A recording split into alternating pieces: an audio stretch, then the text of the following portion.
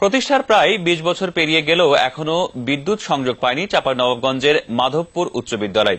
তাই গরমে কষ্ট করে ক্লাস করতে হচ্ছে শিক্ষার্থীদের, সেই সাথে ব্যাহত হচ্ছে পাঠদান।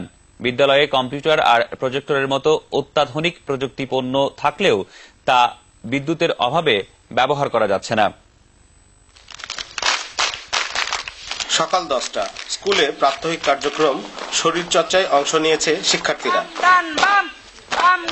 এরপর যখন ক্লাস শুরু হলো, বিপত্তি ঘটল তখনই। চাঁপাইনবাবগঞ্জের মাধবপুর উচ্চ বিদ্যালয়ে এমনিতেই আধা পাকা ঘর, তার উপর প্রচন্ড গরম। বিদ্যুৎ সংযোগ না থাকায় অতিষ্ঠ শিক্ষক শিক্ষার্থীদের অবস্থা ওষ্ঠাগত প্রায়।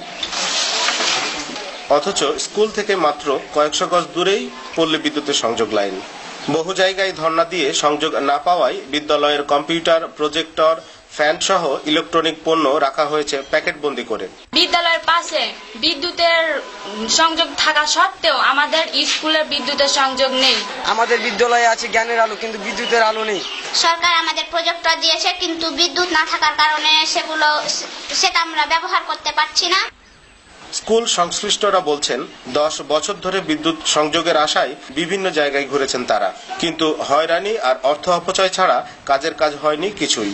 এমন কোনো অফিস নাই যে আমরা যোগাযোগ করিনি, আর কি কাজ করলে আর কি কাগজ সাবমিট করলে আমরা বিদ্যুৎ পাবো সেটা এখন পর্যন্ত আমরা জানি না। বিষয়টি নিয়ে দায়সারা বক্তব্য জেলা শিক্ষা অফিসার ও পল্লী বিদ্যুৎ কর্মকর্তার।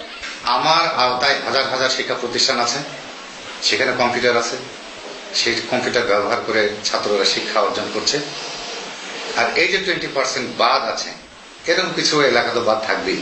স্কুল কর্তৃপক্ষ যদি আমাকে জানায় তার রেকর্ডপত্র কোন পর্যায়ে আছে, কি পর্যায়ে আছে এই সংযোগ পাওয়ার জন্য, সেটা যদি আমাকে দেয়, তাহলে আমি সামনে মিটিংয়ে জিএমের সাথে এটা জেলা প্রশাসকের মাধ্যমে তুলে দেব। তথ্য প্রযুক্তির হাতে কলমে শিক্ষা নিয়ে দেশের বিভিন্ন জায়গায় শিক্ষার্থীরা এগিয়ে চলেছে যুগের সাথে, কিন্তু বিদ্যুৎ সংযোগ না থাকায় প্রযুক্তিগত বিদ্যায় অন্যদের তুলনায় পিছিয়ে পড়তে হচ্ছে বলে জানিয়েছেন স্কুলের শিক্ষার্থীরা। মনোয়ার হোসেন জুয়েল, যমুনা নিউজ, চাঁপাইনবাবগঞ্জ।